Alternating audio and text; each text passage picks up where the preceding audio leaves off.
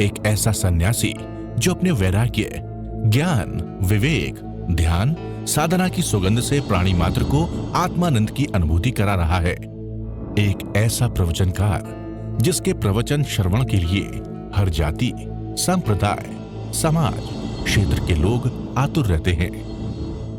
एक ऐसा आत्मार्थी संत जो श्रमण संस्कृति की लौ को भौतिकता की चकाचौंध में भी निरंतर प्रज्वलित रखने हेतु संकल्पित है।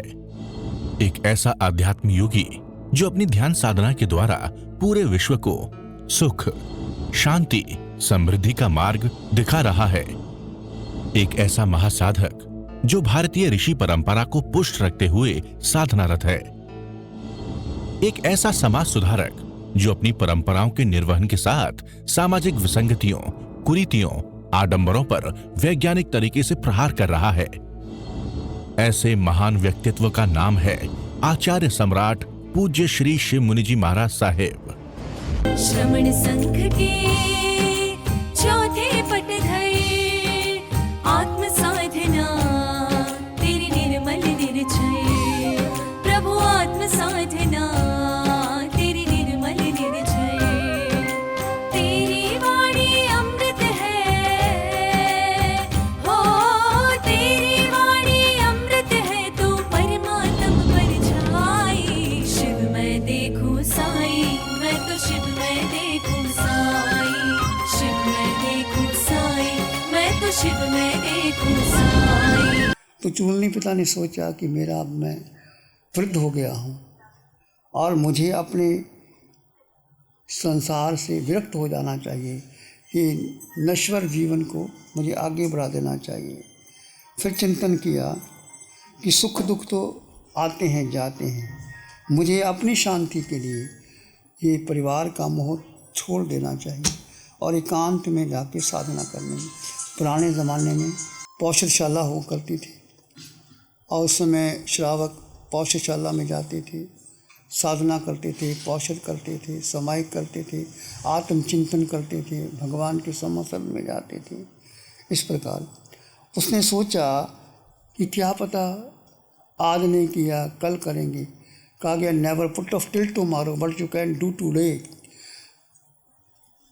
भविष्य पर मत डालो, आज नहीं कल कर लूँगा, कल नहीं परसों कर लूँगा, परसों हफ्ते कर लेंगे, नहीं। काल करे आज करे, आज करे सो अब, काल करे सो आज कर, आज करे सो अब, पल में पल्ले होगी फिर करेगा कब। सोचते सोचते मैं कल करूँगा, परसों करूँगा, चौथे करूँगा, फिर ऐसा नहीं होता। अभी तुरंत जो करना है अभी ही कर लेना चाहिए। यह कार्य मैं फिर करूँगा नहीं, तुरंत कर लेना चाहिए। तो चुलनी ना सोचा उन्होंने कि मुझे अब घर में नहीं रहना चाहिए, मेरी उम्र बीतती जा रही है। चुलनी पिता ने भगवान के पास आया, भगवान ने उनको धर्म दिया, श्रावक व्रत ग्रहण कर लिए, 12 अनुव्रत ग्रहण करके घर में काफ़ी समय तक रहता है। फिर वो क्या चला जाता है, पौषधशाला में चला जाता है। जैसे आनंद गए, कामदेव गया, उस समय पौषधशाला बनी होती थी। पौषधशाला में जा कर के वो उन्होंने एक कुशा का आसन बनाया, आसन पर बैठ जाता है, कोई मखमल के गद्दे नहीं लिए, कुशा का आसन बनाया और वहाँ रह कर के तपस्या का जीवन जी रहा है। पौषधशाला ले रखी है। फिर उसके बाद में इसके जीवन में भी परीक्षा आती है। जब व्यक्ति साधना करता है तो कोई ना कोई उपसर्ग, देव आ जाता है, या कोई शरीर का कष्ट आ जाता है, या कोई अपना ही मन विचलित हो जाता है, कोई कारण बनता है। तो जब देखा इसने, चूलनी पिता ने, कि अब मुझे अपना सारा संपत्ति जो भी थी, 24 करोड़ की संपत्ति, 3 बेटे थे उसके, तीनों ही बहुत बुद्धिमान, योग्य, संपन्न, विनीत, जो पिता कहता था उसकी बात को सुनते थे। तो बेटे को पिता की बात सुननी चाहिए, दोनों का एक मित्र का संबंध होना चाहिए।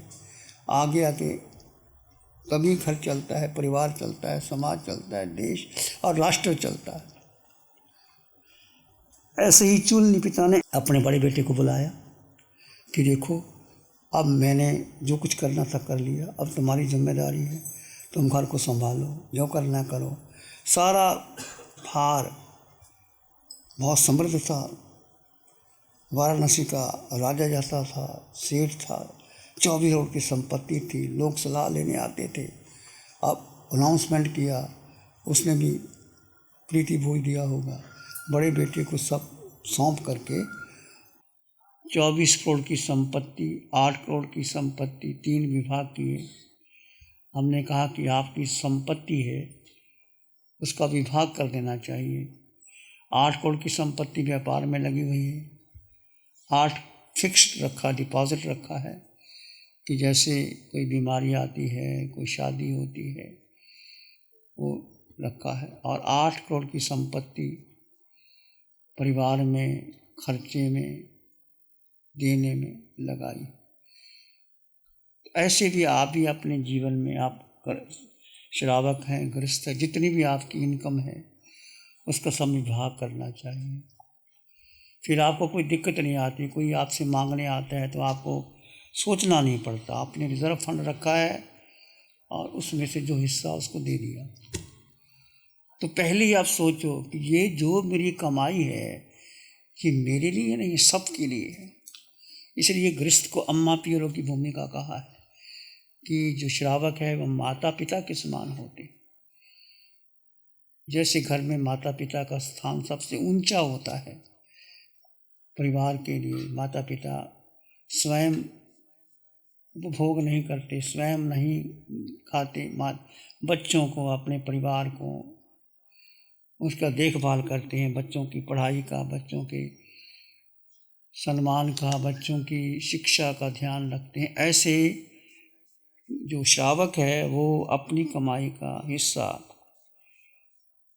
अपने परिवार के लिए, संघ के लिए, समाज के लिए, साधु साध्वियों के लिए, देश के लिए, देश पर विपत्ति आती है तो हिस्सा उनको उसमें भी देना चाहिए। राणा प्रताप जो इतना शूरवीर थे, युद्ध लड़ा, परंतु युद्ध में पैसे की आवश्यकता पड़ती है तो भामाशाह ने अपना खजाना खोल दिया। आज भी भामाशाह का नाम आता है, जहाँ हमारा प्रताप का नाम आता है भामाशाह का नाम आता है। तो हम चर्चा करते हैं कि उस चूलनी पिता, उन्होंने भगवान के पास आते हैं, तीनों ही पुत्र थे उनके, सुक्षित, विनीत, आज्ञाकारी हैं। जब भगवान के वाराणसी में भगवान पधारे, कोष्टक उद्यान में ठहरे, प्रवचन हुआ, चूलनी पिता गए, उनको धर्म अच्छा लगा और भगवान के पास आकर के वो श्रावक बन जाते, 12 व्रत ले लेते। 12 व्रत लेने पर बहुत समय तक वो गृहस्थ में रहते हैं। फिर अपने बड़े बेटे को सारा कारोबार संभाल करके अलग पौषधशाला में चले जाते हैं और पौषधशाला में साधना करते हैं। तो एक श्रावक को और साधु महावीर का तीर्थ है ये, साधु साध्वी, श्रावक श्राविका। तो जीवन किसके लिए है? भोग के लिए नहीं है कि एक उम्र होती है, बचपन, जवानी, बुढ़ापा। बचपन में फूल केद में समय बीत जाता है, जवानी में नशे में बीत जाती है, वृद्धावस्था में धर्म होता नहीं है। इसलिए साधना का समय निकालना चाहिए और अंतिम सोचिए कि मुझे समाधि कैसे आ सकती है। कि आप चिंतन करोगे तो समाधि भी आएगी, कि आप सोचो ही नहीं तो समाधि कैसे आ सकती है। तो चूलनी पिता ने पौषधशाला में जा कर के साधना करने लगा। और साधना जब करता है, जब कोई व्यक्ति साधना करता है तो विघ्न बाधाएं आती हैं। चाहे कोई व्यक्ति मुनि बनता है उसके जीवन में भी आती हैं, या उच्च कोटि का श्रावक बनता है उसमें भी विघ्न बाधा आती है। तो विघ्न बाधा आती है यदि व्यक्ति दृढ़ है, मनोबल दृढ़ है, उनका आत्मशक्ति से दृढ़ है, तो विघ्न बाधा आती है, निकल जाती। यदि मनोबल कमज़ोर है, आत्मशक्ति नहीं है, तो व्यक्ति घबरा जाता है। जैसे वृक्ष बड़े बड़े वृक्ष देखते हो, जब आंधी तूफान आती है तो बड़े बड़े वृक्ष टूट जाते हैं, गिर जाते हैं, और छोटे वृक्ष जो नम्र होते हैं तो झुक जाते हैं, वो वैसे के वैसे रहते हैं। नानक नन्हे हो रहो जैसे नन्ही दूब, बड़े बड़े बही जाते हैं, दूब खूब की खूब। गुरु नानक कहते हैं, नानक नन्हे हो रहो, छोटे बनो, पोलाइट, हम्बल, सिंपल, बच्चे की तरह रहो जीवन में। तो बड़े बड़े वृक्ष जब आंधी तूफान आती है उखड़ जाते हैं, टूट जाते हैं, गिर जाते हैं, परंतु जो घास, छोटी घास होती है, दूब, जिसके ऊपर जब वर्षा होती है और ओस की गिरती है और लगता है मोती, पर मोती नहीं होते हैं, हवा आती है वो पानी बह जाता है, धूप आती है सूरज की वो पानी बह जाता है, परंतु उस पर कितनी वर्षा हो जाए तो क्या वैसी रहती है, उसको फर्क पड़ता ही नहीं। आप देखते हैं छोटे छोटे जो बगीचा है उसमें जो घास है लगी, छोटी छोटी घास, इतनी इतनी घास होती, कितना पानी गिर जाए वैसी रहती है। क्यों ऐसी क्यों रहती है बोलो? आपने देखा बगीचों में छोटी छोटी घास, कितना पानी आ जाए, बिजली कड़कने लग जाए और गड़े पड़ जाएं, पर घास को कुछ नहीं होता, और बड़े बड़े वृक्ष टूट जाते हैं, गिर जाते हैं, घास निरामर है, झुक जाती है, और वृक्ष अकड़े रहते हैं और भी जड़ें टूट जाती हैं। तो दूब को कुछ फर्क नहीं पड़ता। नानक नन्हे हो रहो जैसे नन्ही दूब, दूब का मतलब छोटी छोटी घास, बड़े बड़े बही जाते हैं, बड़े बड़े जल जाते हैं, बिखर जाते हैं, दूब खूब की खूब। इसलिए छोटे बन के रहो, विनम्र बन के रहो। तुम्हारे पास धन है, धन का भरोसा मत रखो, लक्ष्मी चंचला है, आज है कल चली जाएगी, क्या पता व्यापार आज तो एक्सट्रीम पे चल रहा है, कल कोई ऐसे व्यापार ना चले, कोई कानून ऐसा बन जाए, ग्राहकी ना आए, या जो तुम माल बना रहे हो आउट ऑफ फैशन हो जाए, कुछ भी हो सकता है।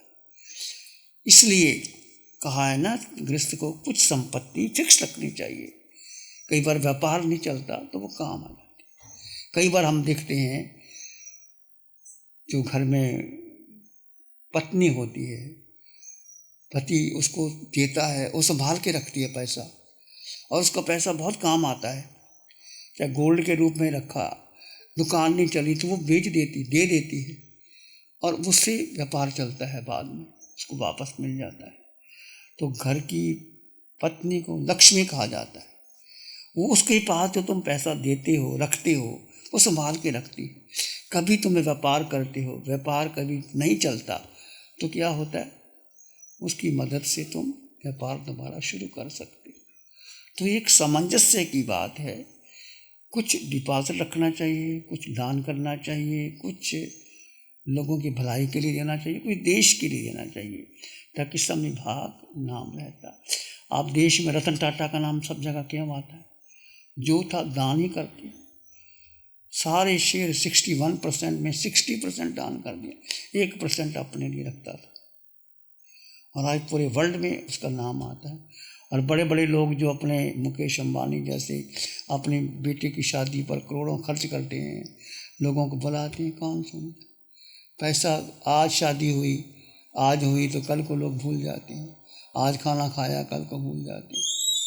तो जो पैसे का सदुपयोग करते हैं, तो चूलनी पिता अपने अनुभव में दृढ़ था, और पौष्यशाला में बैठे हैं। पौष्यशाला में एक मिथ्यात्वी देव, आधरी यात्री को उसके सामने एक देव आता है, वो किसका रूप बनाता है? देखा कि कामदेव के जीवन में देव आता है, उसने पिशाच, हाथी और सर्प का रूप बनाया, और इसने भी देव आता है, उसने बहुत भयंकर उपसर्ग देता है और ललकारता है कि तीनों पुत्रों को मैं टुकड़े टुकड़े कर दूंगा, उसको मैं कढ़ाई के तेल में तल दूंगा। पहले बड़े बेटे को, फिर दूसरे को, फिर तीसरे को। चूलनी पिता फिर भी दृढ़ रहा। क्यों दृढ़ रहा? क्योंकि उनको पुत्र का मोह नहीं था। कई बार पुत्र का मोह दुखी करता। ध्यान करें, आंखें बंद, मन वचन काया शांत, शरीर शांत, विचार शांत, सृष्टि शांत, वातावरण शांत, हर दिशा हर किनारा शांत शांत शांत। सिर के सिरे से पांव के अंगूठे तक अपने भीतर शुद्ध चेतना का एहसास कीजिए। तो मात्र मात्र मात्र आत्मा, जड़ और जीव का भेद कर दीजिए। दो तत्व जुदा जुदा है। इस आकार में निराकार आत्मा, शुद्ध आत्मा, पवित्र आत्मा,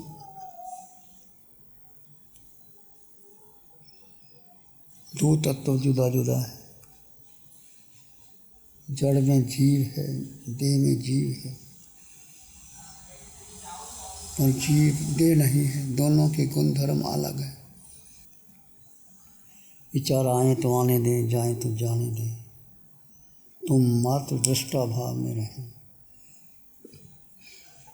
विचार आए तो आने दें, जाए तो जाने दें। आप मात्र दृष्टा भाव से आते जाते विचारों को जाने और देखें।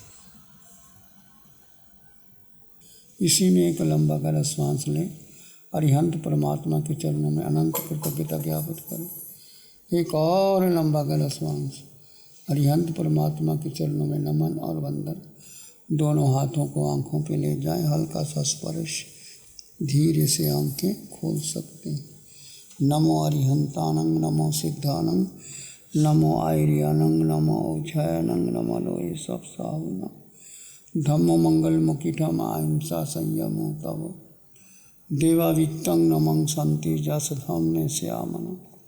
श्री चत्तारी मंगलम, अरहंता मंगलम, सिद्धा मंगलम, साहु मंगलम, केवली पाणत्तो धम्मो मंगलम। चत्तारी लोग उत्तम, अरहंता लोग उत्तम, सिद्धा लोग उत्तम, साहु लोग उत्तम, केवली पाणत्तो धम्मो लोग उत्तम। चत्तारी शरणं पवज्जामि, अरहन्ते शरणं पवज्जामि, सिद्धे शरणं पवज्जामि, साहु शरणं पवज्जामि, केवली पाणत्तं धम्मं शरणं पवज्जामि। चार शरण दुख हरण जगत में पूर्ण शरणा कोई होगा।